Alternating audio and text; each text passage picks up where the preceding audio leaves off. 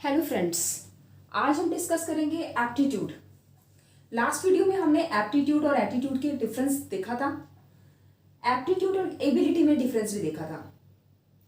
आज हम डिस्कस कर रहे हैं एप्टीट्यूड और अचीवमेंट का डिफरेंस। अचीवमेंट जो होता है वो पास्ट ओरिएंटेड होता है। इसमें हम कह सकते हैं कि जितना भी हमारा पास्ट अचीवमेंट है वो हम इसमें इंक्लूड कर सकते हैं। जैसे एक बच्चा है, वो 10th पास है, 12th पास है, वो उसके अचीवमेंट्स हैं। बट जितने भी लाखों बच्चे 10th और 12th पास हैं, क्या वो सारे डॉक्टर, इंजीनियर, लॉयर बन सकते हैं? इसीलिए एडमिशन टेस्ट करवाए जाते हैं। जितने भी सारे एडमिशन टेस्ट होते हैं वो एप्टीट्यूड टेस्ट होते हैं। वो बच्चे का कैलिबर डिसाइड करते हैं, उनका एप्टीट्यूड चेक किया जाता है कि वो किस एप्टीट्यूड के बच्चे हैं। अगर काफ़ी सारे बच्चों ने एप्टीट्यूड टेस्ट दिया है तो जो अबव बच्चे होंगे, अबव एवरेज जो बच्चे होंगे, वो क्रीम एरिया जो होता है, वो जितनी भी क्रीम होती है वो अपने अपने प्रोफेशंस में ले लेते हैं, एडमिशन उनका लिया जाता है। जैसे अगर हम देखते हैं, इट मीन्स कि ये फॉरवर्ड लुकिंग है कि एप्टीट्यूड टेस्ट ने ये डिसाइड कर दिया कि काफ़ी सारे बच्चों ने जो टेस्ट दिया था, कौन सा बच्चा अबव एवरेज है, कौन सा एवरेज है और कौन सा बिलो एवरेज है, तो उसी हिसाब से उनका एडमिशन उनको दिया जाएगा। अब एप्टीट्यूड टेस्ट ने ये डिसाइड कर दिया कि ये बच्चा डॉक्टर बनने लायक है, ये इंजीनियर बनने लायक है, ये आर्किटेक्चर बन सकता है, ये लॉयर बन सकता है।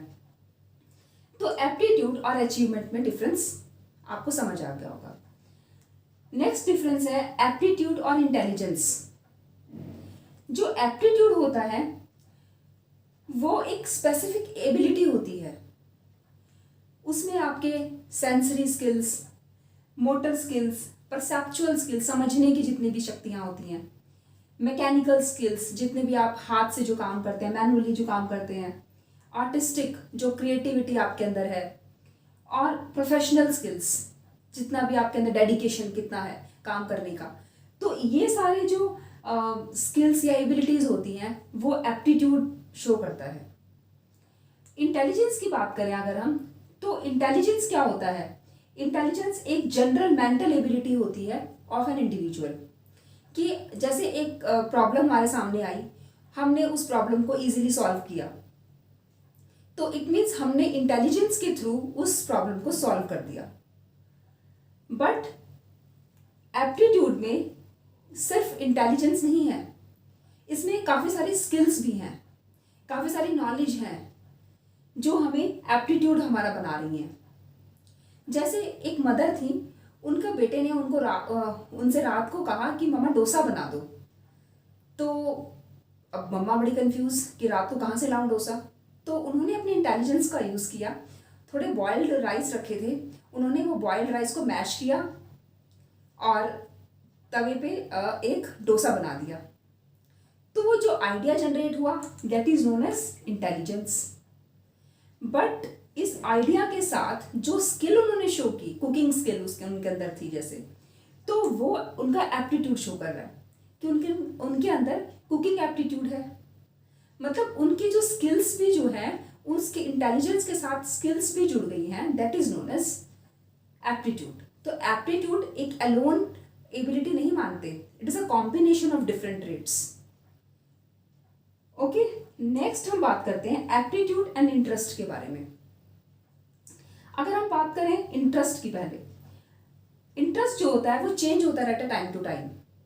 जैसे अगर एक बच्चा है, छोटा बच्चा, एक छोटा चाइल्ड अगर हम लेके चले, तो स्टार्टिंग में उसका क्या इंटरेस्ट होगा? वो छोटे छोटे टॉयज़ उनको देंगे हम, तो वो टॉयज़ से खेलता रहता है। थोड़े दिनों बाद उसको खाना जब खिलाना शुरू किया जाता है तो वो खाने में इंटरेस्टेड हो जाता है। उसको चॉकलेट्स खिलाई, आइसक्रीम दी उसको, तो वो जो उसको हमने इंटरेस्ट उसका उसमें आ गया। अब टॉयज़ नहीं चाहिए उसको, खाने के लिए नई नई चीज़ें चाहिए, या बड़े बड़े टॉयज़ चाहिए, छोटे टॉयज़ नहीं चाहिए, तो उसका इंटरेस्ट उन चीज़ों में आ गया। फिर उसके बाद क्या होगा? थोड़े दिनों बाद अब उसको ना तो टॉयज़ चाहिए, ना खाने के लिए चाहिए, खाना पीना सब भूल जाएगा। अब उसको पीयर ग्रुप चाहिए, अपने फ्रेंड्स चाहिए, उनको साथ उनको खेलने जाना है बस। तो अब उसका इंटरेस्ट और फिर दोबारा चेंज हो गया। तो अब ये जो इंटरेस्ट उसका टाइम टू टाइम जो चेंज होता जा रहा है, it means interest change time to time. मतलब थोड़ा थोड़ा टाइम बाद इंटरेस्ट चेंज हो सकता है, but aptitude take shape round about puberty. मतलब कि अगर हम कह सकते हैं कि एप्टीट्यूड तो एक शेप ले लेता है 18 साल 20 साल तक उसका एक बच्चे का एक एप्टीट्यूड डिसाइड हो जाता है कि अगर बच्चा बहुत ही इंटेलिजेंट है तो वो उसका पता चल जाएगा कि बच्चा बहुत ही इंटेलिजेंट है, बहुत सारे स्किल्स इसके अंदर हैं, बहुत सारी कैपेबिलिटीज़ इसके अंदर हैं। जैसे अगर वो उसके अंदर साइंस एप्टीट्यूड है अगर, तो हम ये मान सकते हैं उसके अंदर रीजनिंग एबिलिटी है, उसके अंदर अर्थमेटिक एबिलिटी है, उसके अंदर हम कह सकते हैं टेम्परामेंट बहुत है, पेशेंस बहुत हैं, वो प्रैक्टिकल बहुत देर तक खड़े खड़े वो प्रैक्टिकल कर सकता है। तो ये काफ़ी सारी जो एबिलिटीज़ उसके अंदर आ गई हैं। तो हम ये कह सकते हैं कि एप्टीट्यूड जो होता है वो एक सर्टेन एज तक बच्चे का डिसाइड हो गया है, वो बार बार चेंज नहीं होगा।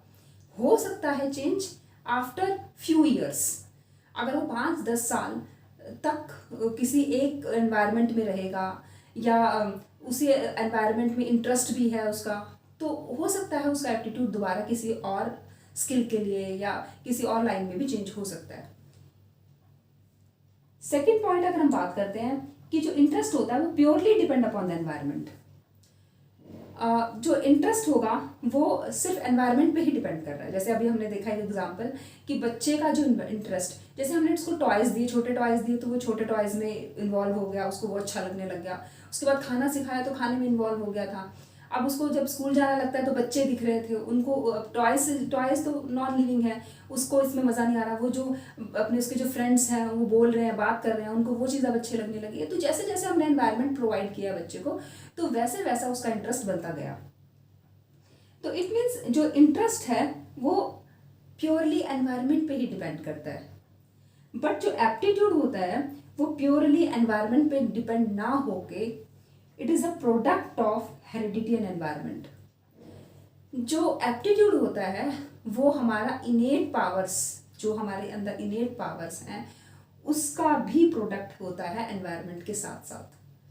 जैसे कई बार क्या होता है, जो एक बच्चे की जो एक लाइन होती है, बच्चा उस लाइन से थोड़े दिन हट जाता है क्योंकि हो सकता है उसका एनवायरनमेंट कुछ, उसके फ्रेंड्स ऐसे हो गए हों, कुछ ऐसा एनवायरनमेंट उसका मिल गया हो, मतलब उनके जो पेरेंट्स हैं वो काफ़ी ज़्यादा झगड़ालू हैं, या कुछ ऐसा एनवायरनमेंट उनको मिल गया है जिससे वो अपनी लाइन से हट गया है, अपने गोल से हट गया है। तो उस टाइम उसकी जो उसकी इनेट पावर्स हैं वो दब जाती हैं। बट हमें क्या करना है कि जो भी उसकी जो इनेट पावर्स हैं उनको जनरेट करना है, उसी हिसाब से उसको एनवायरनमेंट देना है, और फिर उसका जो एप्टीट्यूड होगा वो अपने आप एक शेप ले लेगा। तो ये था हमारा एप्टीट्यूड और इंटरेस्ट में जो डिफरेंस होता है कि जो इंटरेस्ट होता है वो सिर्फ इंटरेस्ट रहता है, एनवायरनमेंट के हिसाब से रहता है, और एप्टीट्यूड जो होते हैं वो काफ़ी सारी skills, combination of different traits, मतलब काफ़ी सारी इसमें एबिलिटीज, स्किल्स, नॉलेज जितनी भी होती हैं वो सब मिलकर एक एप्टीट्यूड बच्चे का डिसाइड हो जाता है।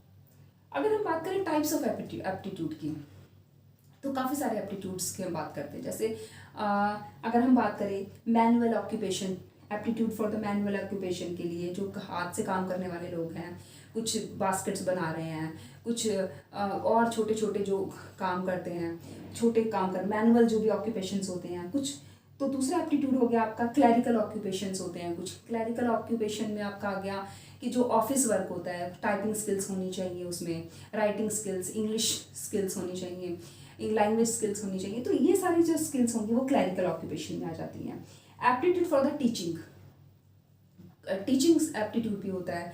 उसमें क्या होता है कि बच्चे को उसके हिसाब से पढ़ाया जाए।